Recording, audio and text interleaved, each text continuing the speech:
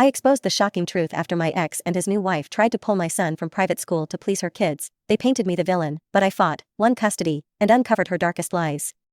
I have a 10-year-old son named Tyler with my ex, Michael. I have primary custody, and he stays with his dad on weekends. Until now, we had been managing co-parenting well. I'm from Asia, where private schools are practically the only decent education option. I decided I won't get married until my son enters university. I work as a banker and earn enough to support us.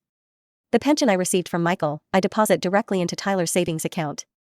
I pay for the private school, which is expensive, yes, but I can afford it. Last year, my ex married Rachel, who already had 2 children. One is 10 years old, in the same grade as Tyler. The other is 8. My son already feels like he lost quality time with his dad since Rachel's children arrived because now everything is in a group, and Michael barely pays attention to him alone. On top of that, the stepmother tries to boss him around, and Tyler can't stand her. The kids treat each other with respect but don't consider themselves siblings. This weekend, Michael and Rachel invited me to dinner. I went.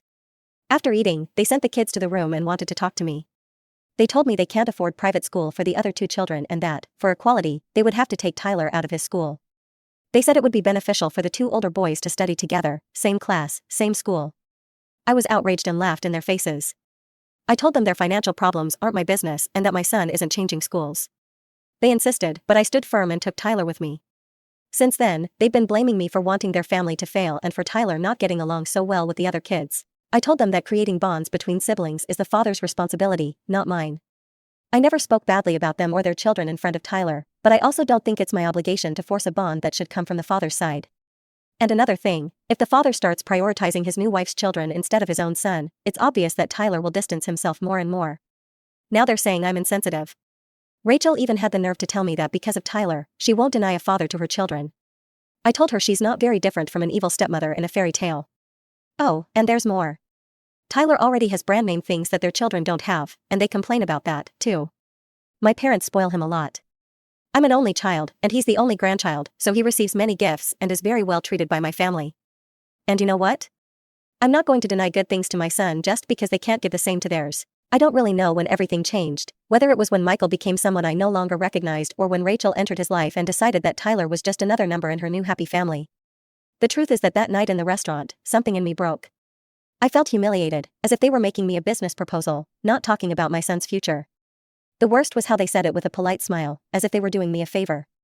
For equality, Rachel said with that fake, sweet voice, as if it were the most logical thing in the world.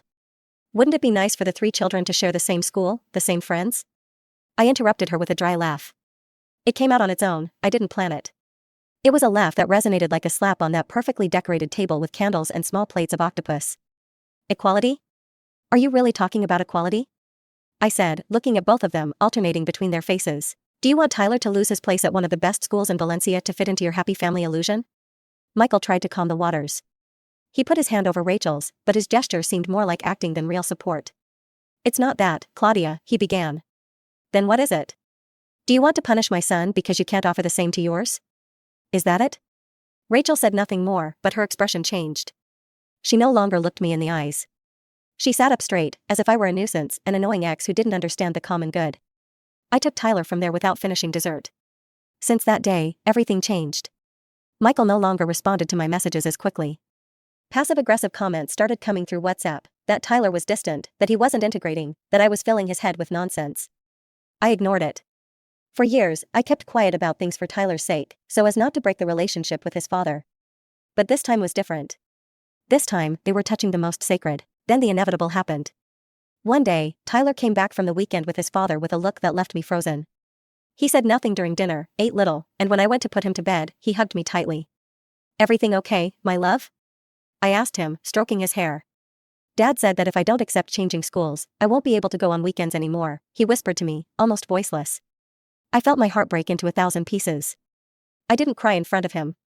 I hugged him tighter, waited for him to fall asleep, and that night, I opened an old folder where I kept documents. There were all the school payments, all the conversations I had had with Michael about custody. I called Sarah, my lifelong friend, who is now a family lawyer. I need you to help me, I told her with a trembling voice. Michael is crossing a dangerous line. That week, with Sarah's help, I began to record everything, every message, every word from Tyler, every incident. But that wasn't all. A few days later, I decided to visit the public school where Rachel wanted to send Tyler. I pretended to be a mother interested in enrolling my son. I wanted to see for myself what they were trying to impose on him. Something happened that I didn't expect. One of the teachers, upon seeing me, froze. She recognized me by my last name. She called me aside and, in a very low voice, said, "You have to be careful with that woman. Rachel isn't who she seems." She told me something that left me frozen. Years ago, Rachel had been fired from that same school for inappropriate conduct with children. The case had been silenced, but some still remembered what happened. They used a medical excuse to not ruin her record. I left that school trembling. I didn't know whether to cry or scream. Rachel, what else was that woman hiding? And Michael, did he know? Was he aware of who he had let into Tyler's life? I had to protect my son. But what I didn't know is that information was only the beginning. A week later, I received an anonymous message from a number without a name. It just said, "If you knew what Rachel did before marrying Michael, you wouldn't let her within 10 meters of your son." I looked at that message for more than an hour without moving a finger. The phone screen remained lit in the darkness of the living room, and I, completely paralyzed, felt how my heart beat in my temples. "If you knew what Rachel did before marrying Michael," the words bounced in my mind like hammers. I got up, went to the kitchen, and poured myself a glass of water, but I couldn't even drink it. I left it on the counter and leaned against the wall, breathing deeply. Who had sent that? Why now? And what exactly did I need to know? I didn't respond. Not that night. I didn't want to seem desperate. I promised myself I wasn't going to lose control. The next day, I went to work as always. In the bank office on Main Street in the downtown area, everything was as usual: impatient customers, cold coffees, and papers that never end. But I was no longer the same. I was alert. Something had changed in me since that dinner with Michael and Rachel. I felt like someone had woken me up from a long sleep. Sarah, my lawyer friend, called me mid-morning. "I need to see you today," she said urgently. "And Claudia, don't underestimate this woman. I've dealt with people like this before. But if half of what you told me is true, we're dealing with someone dangerous." I spent the rest of the day restless. I kept rereading the anonymous message on my phone screen, as if it would change by itself, reveal more details. "If you knew what Rachel did before marrying Michael," those words echoed like a bomb about to explode. That night, after Tyler slept, I contacted a journalist friend who worked in the area. I said I needed information about a woman named Rachel who had worked in public schools and children's clinics in the region. "I can't promise anything, but I'll see what I can find," he replied. 2 days later, he sent me an enigmatic message: "You need to talk to Matthew." I was confused. Who is he? Her ex-fiancé. And he wants to talk to you. At first, I hesitated, but curiosity and fear were stronger. I arranged to meet him at a discreet cafe on the outskirts of town. I went alone, with my voice recorder in my pocket and a water bottle, as if that would protect me from something I still couldn't define. When Matthew arrived, he looked exhausted, like someone who already carried many weights on his shoulders. He was a man in his 40s with sad eyes and arched shoulders. "You're Claudia, right?" I nodded. He took a deep breath. I thought I'd never hear about Rachel again. When the journalist told me she was near a child again, I knew I had to speak. I didn't believe it at first either. Rachel knows how to manipulate like no one else. We stayed there for almost an hour. He told me that Rachel played the victim, said that others persecuted her out of jealousy, used anxiety attacks to justify disappearances, and the worst, one day, when Matthew announced he wanted to break up, she said she had been abused by a cousin of his in childhood and that he was an accomplice for not believing. The family fell apart. His mother had a stroke after the scandal. Rachel disappeared. There was never a formal complaint, just disgrace. Later, we discovered it was all a lie. My cousin was in another country at the time she alleged the abuse. And that's when I understood she didn't lie on impulse. It was method, control, fear. I lost my family because of her. And if she's near your son, he swallowed hard, you need to get her out of his life now before she destroys his, too. I returned home devastated. I felt dirty, as if something had entered my house without my permission, as if Rachel had already contaminated everything around. On the way back, I began to wonder, did Michael know this? Could it be that, even after everything, he chose to pretend? I arrived home late. Tyler was already sleeping. I kissed his forehead, held his hand, and there, kneeling beside his bed, I made the most serious promise of my life: no one will touch you, manipulate you, or use you as a chess piece in an adult game. I will protect you, son, until the end. The next morning, I asked Sarah to come to my apartment. I told her everything. I showed her the audios, the screenshots, and everything Matthew had told me. She listened in silence. In the end, she just said, "We're going to do this the right way, legally, but first, we need evidence." Sarah suggested a bold idea. She would help me formally register an incident diary with date, time, and description of everything: every reaction Tyler had after returning from his father's house, every strange phrase, every behavioral change. And there's more. She said, we can use a recorder, something Tyler carries without realizing, for his safety, just to protect ourselves. At first, I hesitated. It was a delicate line, but after everything I heard about Rachel, there was no more room for naivety. I put a small recorder in his backpack, camouflaged among the pockets, and I waited. What I heard afterward took away my sleep for nights. In the recording, Rachel spoke with Tyler while helping him put away his toys. Her voice was calm, too calm even. But the words were pure poison. You know, Tyler, your mother has been saying ugly things about us. And if she continues like this, maybe she'll get sick. So sick that she needs to go to a hospital, and nobody wants that, right? You're an intelligent boy. You know what you should tell the judge, right? That you want to change schools. That you like the new family. That you're happy. My skin went cold. I advanced the audio.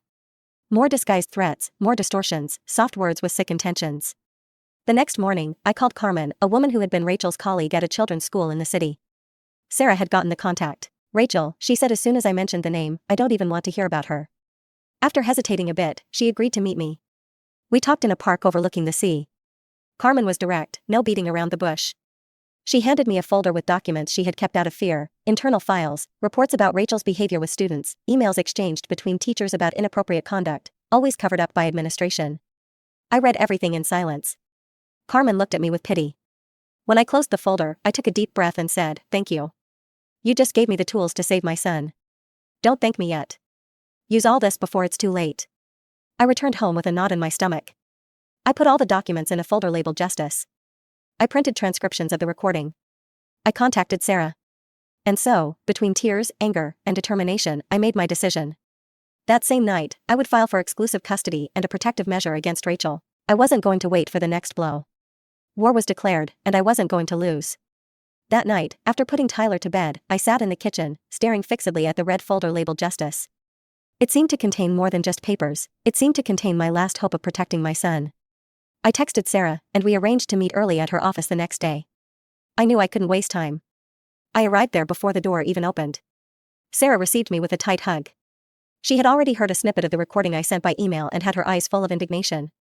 "This here isn't just a veiled threat, Claudia," she said, turning the laptop toward me. "It's emotional extortion against a child, and it's illegal. We can file for a protective measure, not just for you, but mainly for him."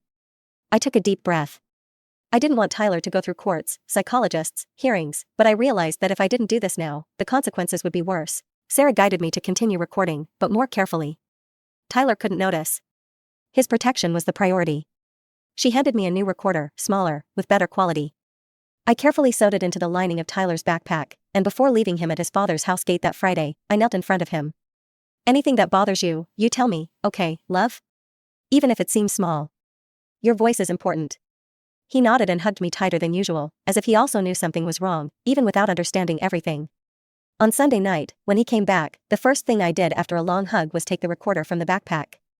I waited for him to sleep and went straight to the computer. When I heard what Rachel said on that visit, I felt my stomach turn. "If your mother continues meddling with our life, she's going to pay. She's going to disappear, Tyler. Do you want that?" The coldness in her voice gave me chills, and the worst was hearing my son responding with a timid no between muffled sobs.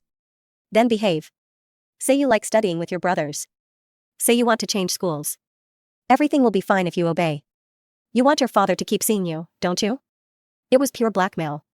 And more than that, it was psychological abuse against a 10-year-old boy. I stayed awake all night. I couldn't turn off my mind. I repeated the phrases in my head as if they echoed inside me. I wanted to enter that house and take my son in my arms, screaming. But I knew that now it wasn't with the heart anymore. It was with strategy. Sarah received the new audios early Monday morning. She was as upset as I was. We agreed that, in addition to the exclusive custody request and the protective measure, we would file an emergency protocol with the public prosecutor's office. The evidence could no longer wait. That same week, another piece fell into place. Carmen, Rachel's former colleague, called me. She said she found more documents, internal notes from pedagogical meetings, copies of emails where teachers reported Rachel's inappropriate attitudes in the classroom. One of the documents directly cited an episode in which Rachel locked herself with a child in the library without permission from coordination. There was no formal investigation because the child's parents withdrew the complaint in less than 48 hours. "But Claudia, everyone knew she was unbalanced," Carmen said. I took everything, scanned it, and attached it to the case files. Sarah began to assemble a timeline with everything we had.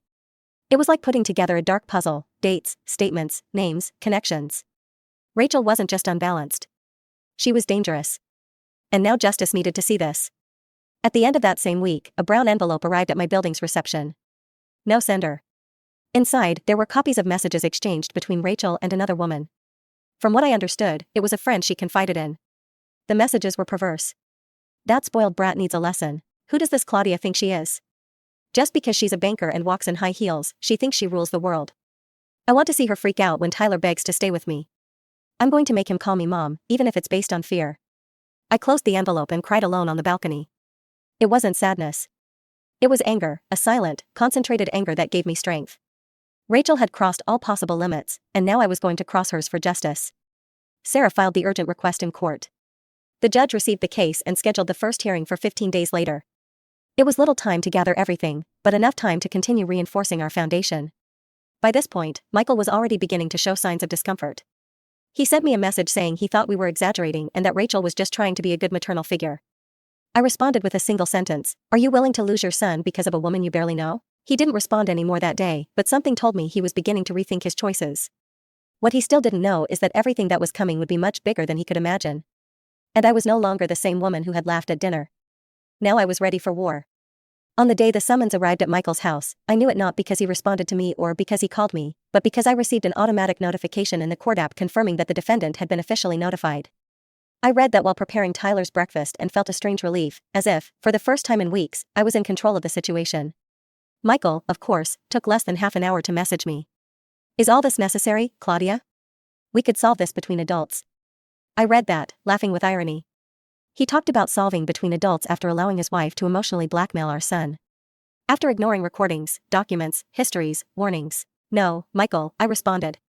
"When you accepted Rachel talking to my son as if he were a pawn, you stopped having the right to sit with me as an adult." Silence for 3 days. Then came the surprise. I received, through Sarah, notification that Rachel had filed a counterpetition in court. She requested to be legally recognized as an effective maternal figure in Tyler's life and, more than that, accused me of defamation and parental alienation. I felt such a deep chill that I had to sit down. It was as if she was turning the game around, positioning herself as the victim. Sarah, upon reading the petition, murmured, "It's the perfect move. If the judge believes this version, she gains space, gains voice, gains power, and you become the hysterical mother who won't accept the ex's new wife." I breathed deeply, gathered every piece of strength I had left, looked at Sarah, and said, "Then we're going to show that I'm not hysterical. I'm a mother, and I fight with evidence." And that's what we did. We began to organize the dossier like a perfect puzzle, chronological, clear, impersonal in tone, but devastating in content. Each audio with transcription, each message with a dated screenshot, each report from the public school teacher, the ex-fiancé, the former colleague. Nothing was left out. Sarah also made an important request to the judge that Tyler be heard only in a protected environment by a qualified professional so he wouldn't suffer even more from the case's exposure. The judge accepted, but then came the worst part: waiting. The days between notification and the hearing were long and oppressive. Tyler continued visiting his father under my constant surveillance, but now with a monitored phone and with agreed messages for him to alert me of any strange behavior. Even so, the insecurity was constant. On one of those nights, around 11 p.m., the doorbell rang. My heart raced. I peeked through the window and saw Michael alone, standing on the sidewalk with his hands in his pockets. I went down. He was thinner, with sunken eyes, unshaven. He looked like a confused, broken man. "Can I talk to you?" he asked. "Only out here," I replied firmly. He looked at me with a tired expression. "She told me you were making everything up, that it was just jealousy, that you wanted to separate me from my son out of revenge, and I believed her." He looked away, silent. "Did you listen to the audios, Michael? See the documents, or do you prefer to keep pretending this is a women's fight?" "I didn't know about her past, I swear. But now you know, and even so, you stayed quiet." He lowered his head. "I just didn't know how to get out of this. She threatened to make a scene, said she would disappear with the boys. That if I sided with you, she would ruin my reputation." I took a step back. "So, you preferred to protect your image over your son?" He remained silent. Then he looked at me with tears in his eyes. "I know I was wrong. Can I sleep on the couch tonight, just to see Tyler tomorrow morning?" My instinct screamed to send him away, but there was something in his voice, fragility, real regret. I didn't trust him, but Tyler still loved him. And at that moment, my priority was to keep my son emotionally stable. "One night, just one," I said. Michael slept on the couch. The next day, he prepared breakfast with Tyler.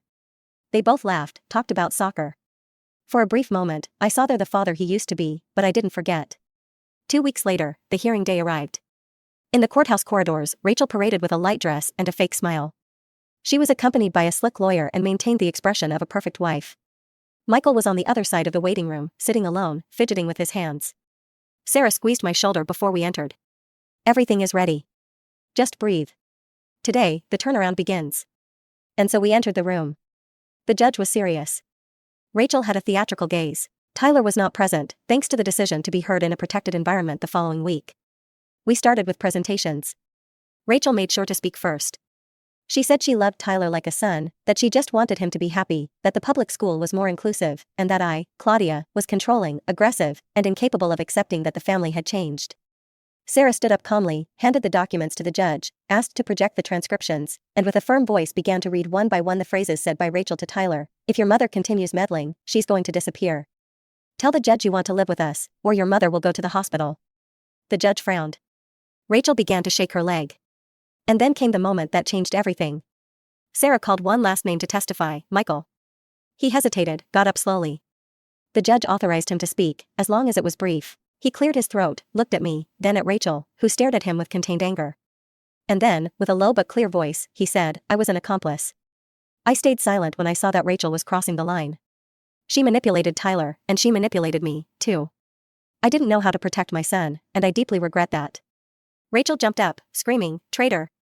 Liar. You promised me. The judge banged the gavel, ordering silence and her removal from the room. Rachel was taken out, screaming that none of this was going to stay like this, while Michael lowered his head in silence. The judge looked at me, then at the papers. Due to the seriousness of the evidence presented, I grant a precautionary measure in favor of the petitioner. From today, Claudia will have temporary exclusive custody, and Rachel is prohibited from any contact with Tyler until further notice. I felt my legs tremble.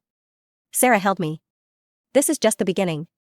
But we won the first battle. I left that courthouse with tears in my eyes, not of sadness, but of relief and of a new kind of strength that was being born inside me. They were the strangest days of my life. The feeling of having won a battle, even if provisional, gave me relief, but not peace. Rachel had been removed from the equation for now, but I knew that her silence was just the deep breath before the next attack. Tyler didn't know everything, of course. I only explained that the judge had decided he would stay for a while without seeing Rachel, and that his father would see him at organized times and by appointment. He looked at me for a while, thoughtful, and then said, So, can I sleep without fear? I swallowed hard and hugged him. You always could, but now you don't have to prove it to anyone anymore.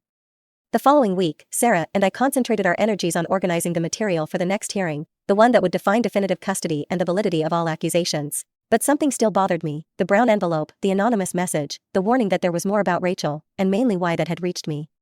And it was in this whirlwind that another piece of the puzzle fell into my lap. A new envelope, this time not left at reception. It was slipped under my apartment door. No sender, no stamp. Inside, a single printed photograph on glossy paper. In it, Rachel was kissing another man. But what made me sit on the floor wasn't the betrayal itself. It was the place where it happened, the parking lot of the very building where she and Michael lived, in broad daylight, without hiding, as if there was nothing to fear. I put the photo on the table and stared at it for long minutes. Then I called Sarah. Do you think this is relevant? It's more than that, she replied. It's emotional ammunition. Rachel always used the role of the faithful wife who just wants to take care of her stepson. If this here is real, Michael needs to see, and it could be the push that's missing for him to take sides once and for all. I confess I hesitated. I didn't want more problems, but something in me said that was the time. I waited until the end of the afternoon and went to Michael's building. He answered with a dejected face. Claudia, if you came to argue, please don't. I didn't come to argue, I interrupted. I came to show you something. I extended the photo. He took it, stopped, and his expression changed. It was as if someone had pulled the floor from under his feet. He sat on the lobby sofa, stayed for a few minutes in silence, and then spoke in a tone I had never heard coming from him. It was with him that she spoke secretly. I suspected, but I thought it was just jealousy on my part. Now, do you understand who you put your son to live with? He didn't respond. He kept looking at nothing for a few more minutes. I let her do whatever she wanted, he murmured, with me, with Tyler, with everything, because I felt guilty for having failed as a father in the beginning, for not having stayed with you, for not having acted. So I accepted what came after, thinking it was my penance. And now he looked at me finally, and in that look, there was shame, fear, but also something new. Now I want to fix it. That same night, he sent me an audio without warning. He said he wanted to confess everything, that he recognized his omission, that he validated every step of my legal action, and that, if needed, he would be willing to testify again, including about things that weren't yet in the record. Sarah heard the audio and was surprised. I believe we have more than we needed, she said. But this is gold. In the following days, we received confirmation that the final hearing was scheduled for a week later. Sarah asked me to rest, stay calm, avoid interactions with anyone connected to Rachel, but, of course, she didn't cooperate. 3 days before the hearing, I received an anonymous call. I no longer answered unknown numbers, but I was distracted. It was her. "You think you won, don't you?" she said with a voice full of venom.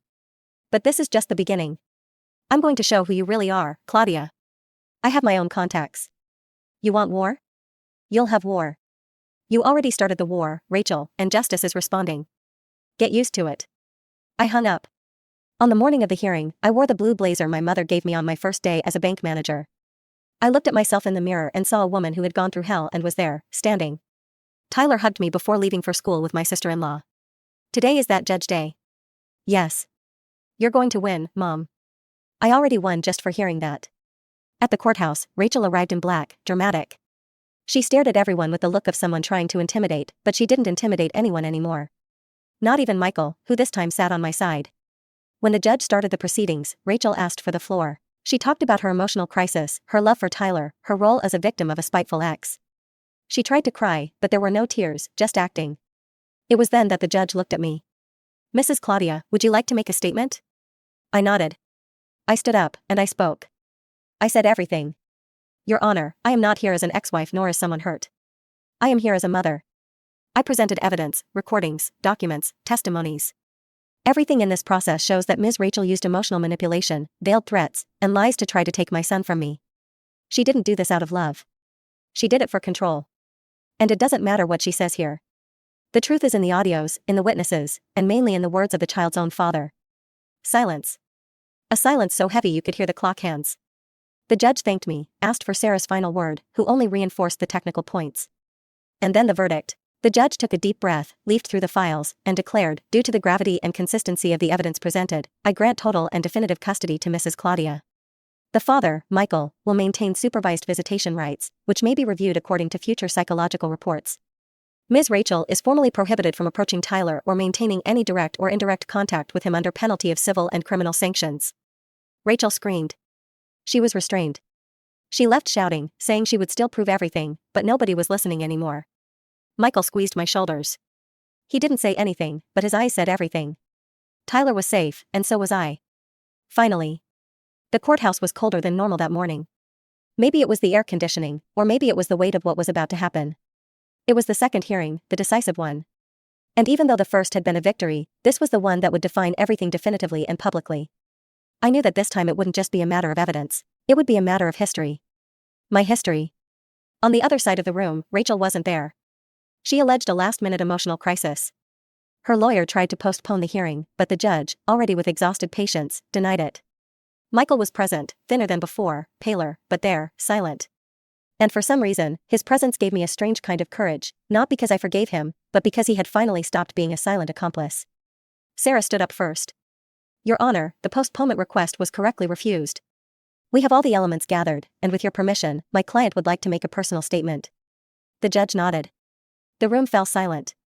I stood up. Each step to the front of the room seemed to weigh tons, but I went because I needed to. I took a deep breath and began. I never planned to be here. I never imagined I would have to sit before a judge to explain why my son deserves emotional security, stability, peace. But we are here, and since we are, I want it to be clear. I am not asking for favors.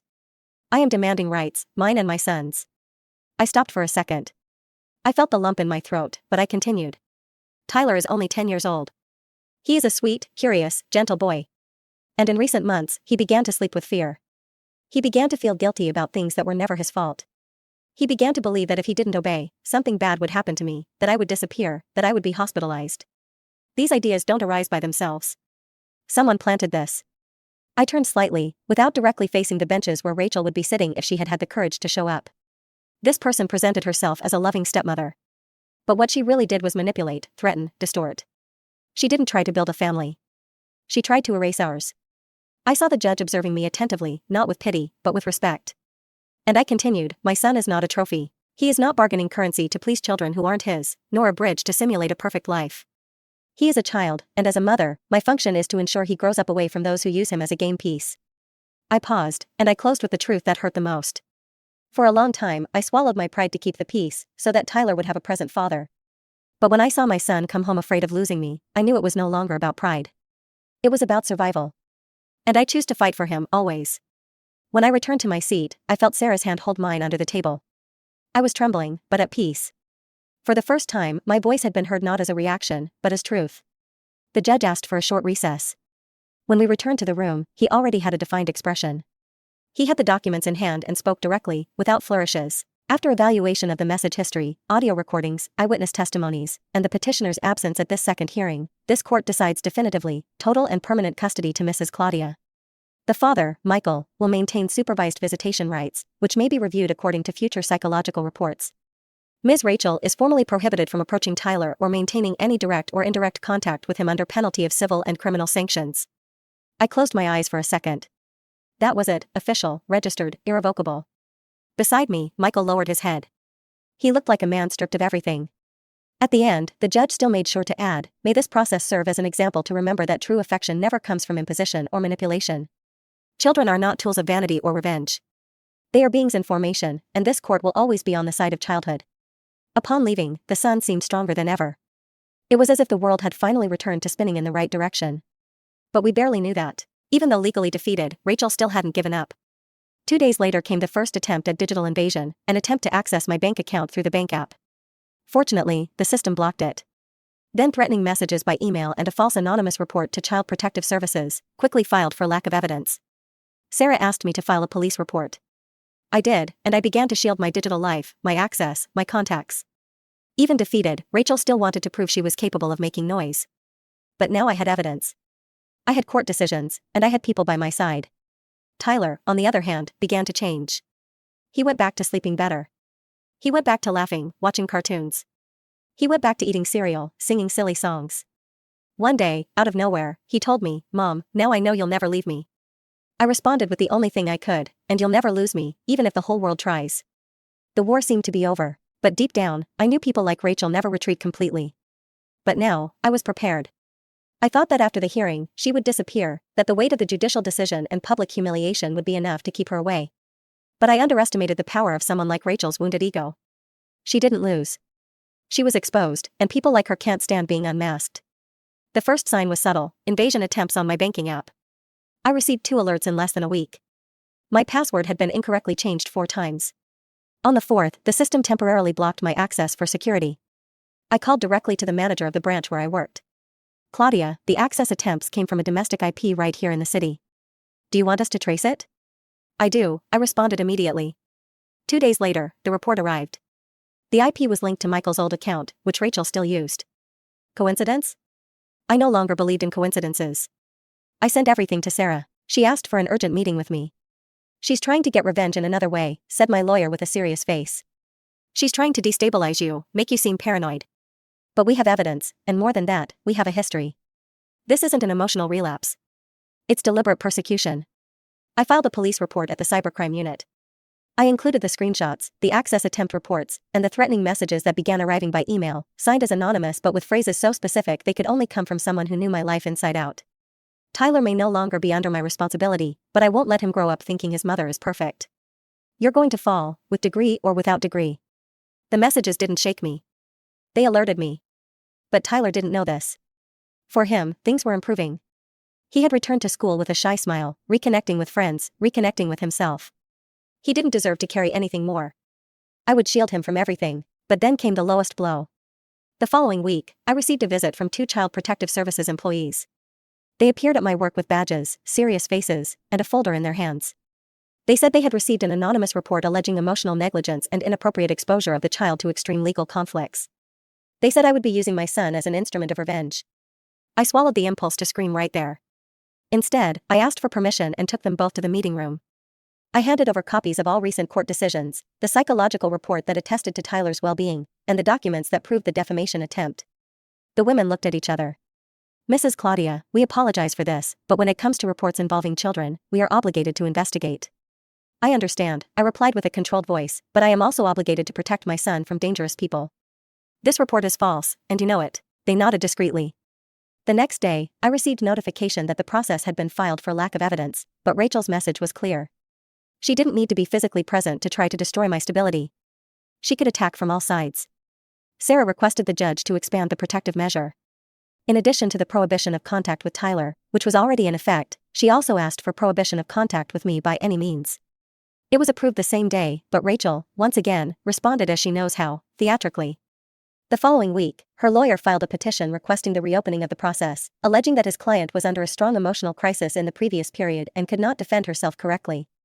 He included a psychiatric report done by a suspicious professional, declaring that she suffered from severe anxiety disorder and that her absence was a consequence of a nervous breakdown. The judge scheduled a hearing to evaluate the request, and for the first time, I myself asked to speak, not to defend myself, but to tell everything. I entered the room wearing the same blue blazer, not as a symbol of strength, but as a reminder of everything I faced wearing it. I stood up when authorized and faced the judge with serenity. Your Honor, I don't come here to ask for pity nor punishment. I come to ask for protection. I am a mother, and as a mother, I fought to protect my son from manipulations, threats, psychological pressures. I fought with documents, with audios, with witnesses. I won with evidence. Now this woman wants to reopen the case, alleging an emotional breakdown. But what about my son's breakdown, the crying before sleeping, and the audios where she threatens that I'm going to disappear? Was that an outbreak, or was it premeditated? The judge maintained a serious but attentive look. Rachel is not sick. She is frustrated because she couldn't control a boy, because she lost the narrative, because it wasn't love, it was power. And now that she lost that power, she tries to manipulate the system. But my son is not a battlefield. And I am not her rival. I am his mother, and I want peace. I returned to my seat in silence. Sarah was visibly emotional. The judge requested a review of the psychiatric report by a team appointed by the court itself. The final decision would come soon. But for me, at that moment, I already felt I had won something even greater. It wasn't about Rachel, nor about Michael. It was about me. I was no longer the woman who doubted, who hesitated, who stayed silent. I was the woman who spoke, who exposed, who protected, and, above all, who was no longer afraid. The judge's decision didn't take long to come out. In less than 2 weeks, Rachel's psychiatric report was disqualified by the court team. The specialist appointed was direct in the opinion: there are no signs of psychotic outbreak or mental incapacity in the mentioned period. The petitioner's behavior is compatible with deliberate emotional manipulation and conscious strategies of social victimization. The judge ended any attempt to reopen the process there. The protective measure was maintained and expanded. Rachel could no longer have contact with me or Tyler indefinitely. The process was officially closed. Leaving the courthouse, there were no screams, no scandal, no scene. Rachel didn't even show up. She received the notification at her new residence, where she allegedly was receiving treatment, and she disappeared. But it wasn't about her that I was thinking that day. It was about Tyler. He still didn't know everything. He knew he was protected, that he wouldn't see Rachel anymore, that everything had passed. But what he never knew was how much had to be faced behind the curtains so he could simply be a child.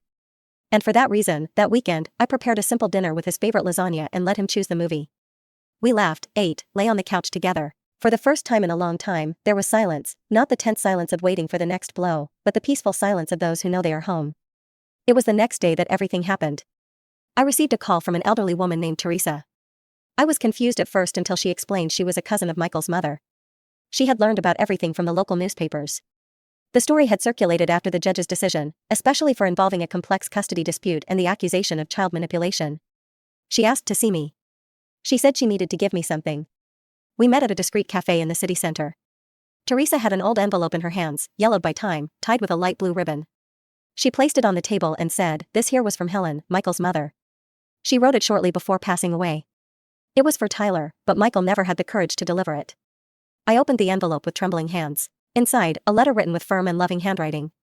I read it there in the middle of that cafe with teary eyes and a racing heart.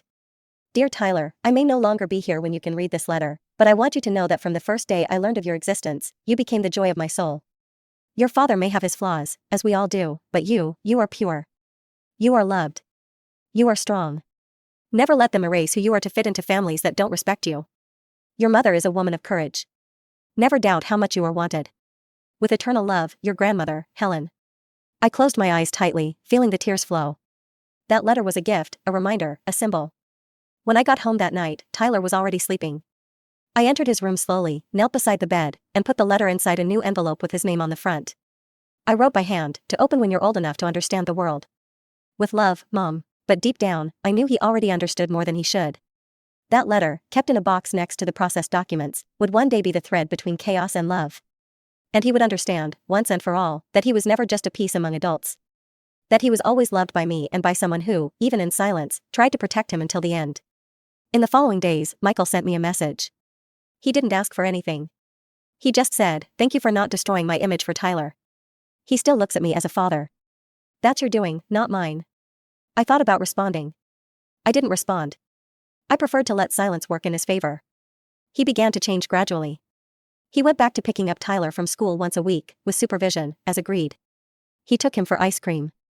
They played ball in the park without Rachel's presence, without pressure, without little theaters. It was the first time in years that I saw Michael acting not as a father who needed to prove something, but as someone who just wanted to regain what he let slip away. And Tyler? Tyler went back to truly smiling. He went back to drawing. He went back to saying, "I love you," without fear. He went back to being what every child has the right to be, light. And I also allowed myself to breathe, not to forget, but to begin. Because in the end, this victory was never just about custody, processes, or hearings. It was about giving back to myself the right to be firm, the right to not accept less, the right to say, "I fought, and I won." I thought the silence would be definitive. After the sentence, after the filing of the reopening attempt, after Rachel had disappeared from the city, I imagined, or wanted to believe, that she had finally given up. But that was underestimating the desperation of someone who loses control. 2 weeks after the final hearing, I received a letter, a thick envelope coming from another state, with no visible sender, but with the seal of a psychiatric evaluation center. When I opened it, I was sure it was Rachel. The letter began with her round, almost childish handwriting. "Claudia, I know you think you won, but time puts everything in place. I'm being evaluated. Soon I'll have my report revised. You can't exclude me from Tyler's life forever. He's going to grow up and realize what you did. He'll understand that you manipulated everything to look like a heroine. I'm going to come back. And when I come back, I'll ensure the court reviews this entire process." I closed the letter without finishing. I didn't feel fear nor anger. I felt pity. Rachel still lived in a world where she was the protagonist, where she could distort reality in her favor. But outside her bubble, the facts were recorded. The evidence was filed. And my son was well. More than that, he was free. Even so, Sarah thought it prudent to file the letter. The judge who was following the case did too. The message was given: Rachel still represented a potential threat, even if inactive. Any attempt by her to approach would result in the immediate reopening of the protective measure with aggravation. But nothing happened. For the first time, the days returned to being normal. And it was strange at first. Normality scares when you've lived so long on alert. I caught myself looking at phone notifications with fear, opening emails with an accelerated heart, until I realized there was nothing. The mornings returned to being silent, the breakfasts longer. I began to allow myself things I had forgotten, running in the park before work, painting my nails again, listening to music while cooking. Silly things, but they gave me back to myself. Tyler had his first math test with a perfect score since everything began. I had to hold myself back from crying when he handed me the report card with a shy smile and said, "See, now that nobody bothers me, I can even like studying." We laughed together.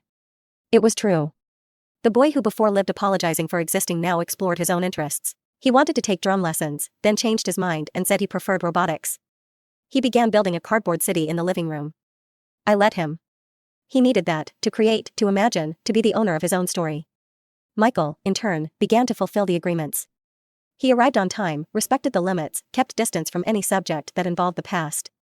We exchanged cordial messages, nothing intimate, but civilized. On one of those visits, Tyler came home saying, "Mom, Dad said he's going to buy a new bike for me if I want." "And do you want it?" "I do, but I said I only accept it if it comes with a helmet, like you said." I smiled.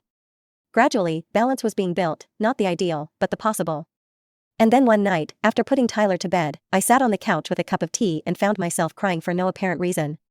They were silent tears, not of pain, but of accumulated exhaustion. There, at that moment, I realized the war was over, not because Rachel had disappeared, but because I no longer feared her.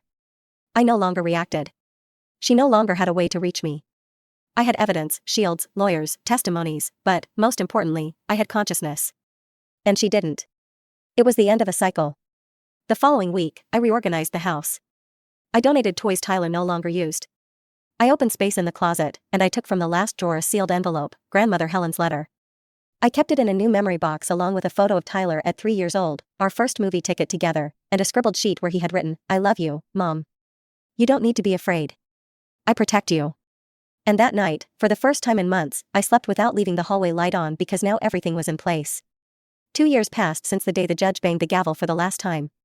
2 years without anonymous messages, without veiled threats, without envelopes slipped under the door. Rachel disappeared, literally. According to the last court record, she continued in another state under voluntary clinical monitoring, but nobody saw her anymore. No new approach attempts, no new process, no movement. Deep down, I knew she would never accept defeat. But I also knew that, for someone like her, the absence of a stage was the worst punishment. Rachel didn't need to be imprisoned. It was enough not to be heard. Tyler, he flourished. At 12 years old, he seemed like another boy. He had his own opinion, sense of justice, and a lightness that I thought time had stolen. He joined the robotics club, won a school prize, and in one of the pedagogical meetings, the teacher told me, "Your son is brilliant and very sensitive. He always asks if classmates are okay. Sometimes he seems more adult than us." I smiled with full eyes. I didn't tell her what he had already seen, heard, and felt. I just thanked her. Tyler was building his own narrative now, without the ties of the past. I, for my part, decided it was time to help other women. I started writing a small text in a single mother's forum. I told, in general lines, how I faced a painful process to protect my son. The text went viral. Messages came from women from various places. Some thanked, others asked for advice. In a short time, I created an online profile to share reflections, guidance, support. I didn't take long to realize that what I lived wasn't an exception. It was routine disguised as normality. I began attending meetings, lectures, courses about conscious parenting and emotional abuse. And then one day, I was invited to give a small talk at a local seminar. My first reaction was to say no. But Tyler, who overheard the conversation by chance, said, "Mom, remember when you told me that whoever has a voice has to use it?" I took a deep breath, and I accepted. That night, before about 50 women, I told my story with an open heart, not as a martyr, nor as a heroine, but as a woman who almost collapsed and survived. I spoke of sleepless nights, of silence, of anger, of guilt, of strength. And when I finished, an elderly lady hugged me and said, "You said what I could never say. Thank you for lending me words." It was in this type of reunion with the world that I found myself again. I didn't start dating right away. My focus was still Tyler, work, projects. But on a random afternoon during an art exhibition about motherhood, a woman approached. Julia, wavy brown hair, lively eyes, camera hanging around her neck. "You're Claudia, right? From yesterday's talk." I was very moved. "I'm a documentary photographer, and I work with real mother stories. Can I show you my work?" I accepted. We had coffee, then another, then we exchanged numbers, and gradually Julia became part of my routine without invading, without forcing, without filling a void. She didn't come to complete anything, just to add. Our relationship was built calmly, with respect for Tyler's time and mine, too. She never tried to be anyone's substitute, just a safe, caring presence.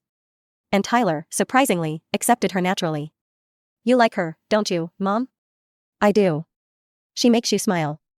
"It's true." "Then it's good." And it was good indeed. It wasn't easy. It wasn't without doubts, but it was real. Today, at 38 years old, I look at myself in the mirror and see a woman who fell, who was afraid, who was judged, but who won, not because of the court sentence, but because of everything she built after it. I have a stable career, an integral son, a support network that I helped form myself, and a life that, even with scars, pulses with truth. Grandmother Helen's letter remains stored. I still haven't given it to Tyler. I think he'll know when it's time. For now, it stays there at the bottom of the memory box as a symbol of everything that time tried to erase and couldn't. Sometimes, I still receive messages from mothers on my online profile, some in despair, others beginning to strengthen. I always respond with affection, with firmness, and with a phrase I wrote once that now became almost a motto: when you lose everything, only truth remains. And truth, one day, finds the right courage to be told. And that's how I started over, without fear, without Rachel, without ghosts.